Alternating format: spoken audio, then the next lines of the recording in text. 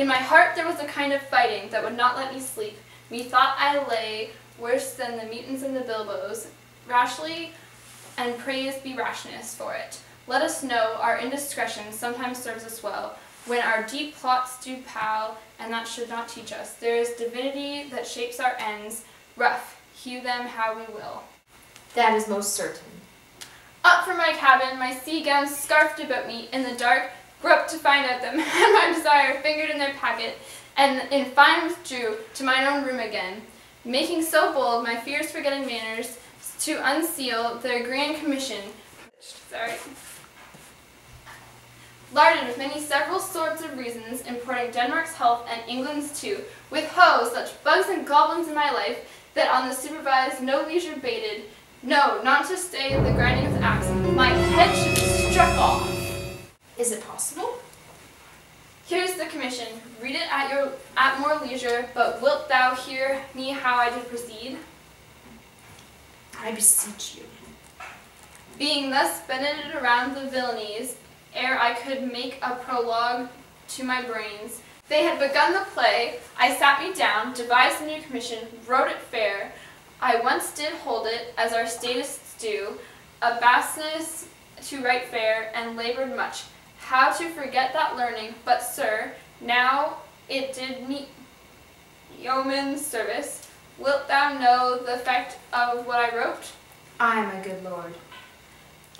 An earnest conjuration from the king, as England was his faithful tributary, as love between them like the palm might flourish, as peace should stiff her wheaten garland wear, and stand coma tween their amities, and many such like as is of great charge, that on the view, knowing these contents, without debatement further, more or less, he should the bearers put to sudden death, not shriving time allowed.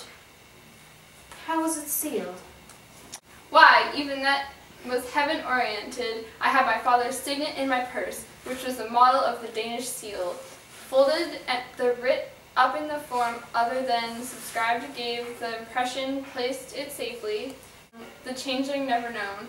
Now, the next day was our sea fight, and what to this was sequent thou knowest already. So Guildenstern and Rosencrantz go to it? Why, man, they did make love to this employment. They are not near my conscience. They are not near my conscience. Their defeat does by their own insinuation grow.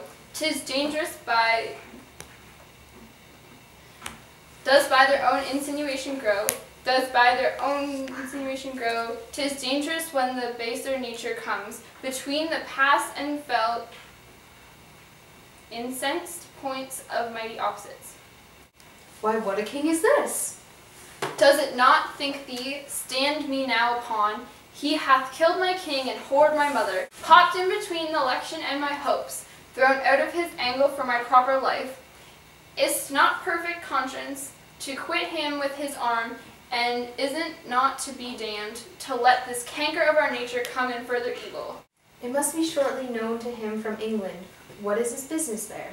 It will be short, the interim's mine, and a man's life no more than say 1. I am very sorry, good Horatio, that to larities I forgot myself. For by the image of my cause I see, the portraiture of his, I'll court his favours, but sure the bravery of his grief did put me into a towering passion. Peace. Who goes there? Your lordship is welcome back to Denmark. I thank you, sir. Dost know this waterfly? Nay, my good lord. Thy state is more gracious, for 'tis a vice to know him. He hath much land and fertile. Let a beast be lord of beasts, and his crib shall stand in the king's mess. 'Tis a trough, but as I say, spacious in the possession of dirt. Sweet lord, if your lordship were at leisure, I should impact a thing from you from his majesty. I will receive it, sir, with all diligence of spirit. But your bonnet, put it to the right use, 'tis for the head. I thank your lordship. No, believe me, 'tis very cold. The wind is northerly. It is indifferent cold, my lord, indeed. It is indifferent cold, my lord, indubitably.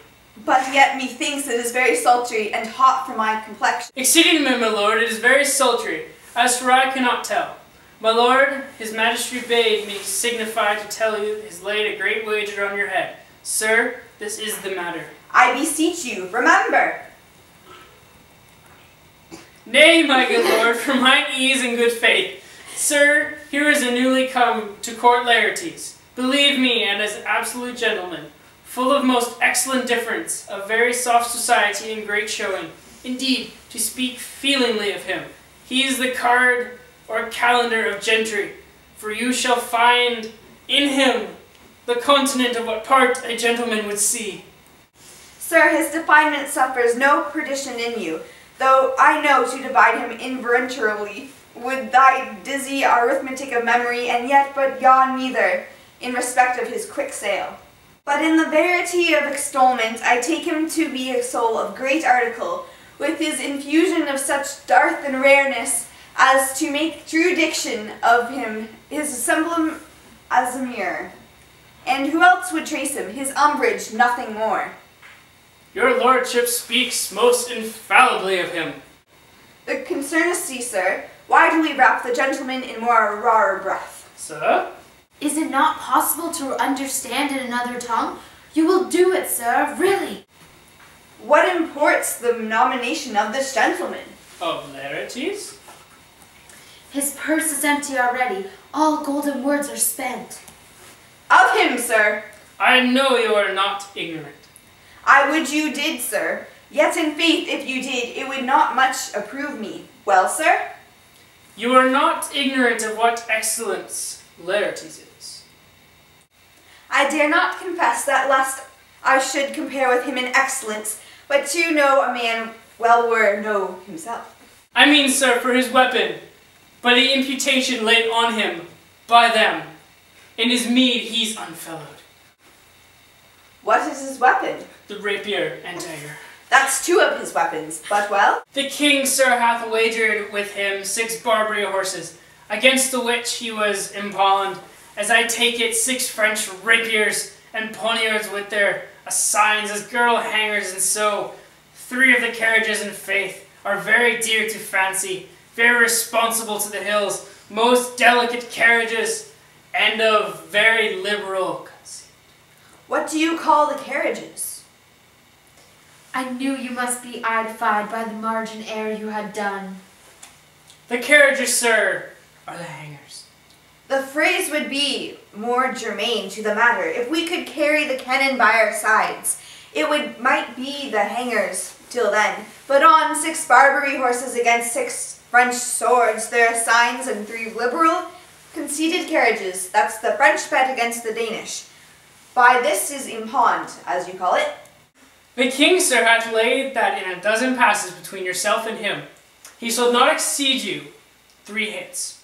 He hath laid on 12 for 9, and it would come to an immediate trial if your lordship would vouchsafe the answer. How if I answer no? I mean, my lord, the opposition of your person in trial. Sir, I will walk here in the hall. If it please his majesty, 'tis the breathing time of day with me. Let the foils be brought, the gentleman willing, and the king hold his purpose. I will win for him, and I can. If not, I will gain nothing but my shame and the odd hits. Shall I redeliver your even so? To this effect, sir, after what flourish your nature will. I commend my duty to your lordship. Yours, yours. He does well to commend it himself. There are no tongues else for one's turn. The lapwing runs with a shell on his head. He did comply, sir, with his dug before he sucked it. Thus as he and many more of the same bevy, and I know the drossy age dotes on. Only the tune of time and the outward habit of encounter, a kind of yeasty collection, which carries them through and through, and most fond the winnowed opinions, and do but blow them to their trial. The bubbles are out. My lord, his majesty commended him to you by young Osric, who brings back to him that you attend him in the hall. He sends to know if your pleasure hold to play with Laertes, or that you will take longer time. I am constant to my purpose. They follow the king's pleasure, If his fitness speaks, mine is ready, now or whensoever, provided I be so able as now. The king and queen and all are coming down. In happy time. The queen desires you to use some gentle entertainment to Laertes before you fall to play. Peace. She well instructs me. You will lose this wager, my lord. I do not think so. Since he went into France, I have been in constitutional practice. I shall win at the odds, but thou wouldst not think how ill all's here about my heart. But it is not no matter. Nay, good my lord. But it is foolery. But it is such a kind gain-giving as would perhaps trouble a woman. Mind is like anything. Obey it. I will forestall the repair hither and say you are not fit. Not a whit. We defy augury. There's a special providence in the fall of a sparrow. If it be now, 'tis not to... Okay.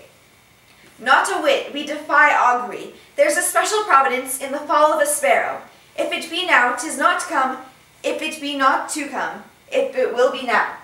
If not be now, yet it will come. The readiness is all, since no man of aught he leaves knows, what 'tis to leave betimes. Let me. On the supervised Your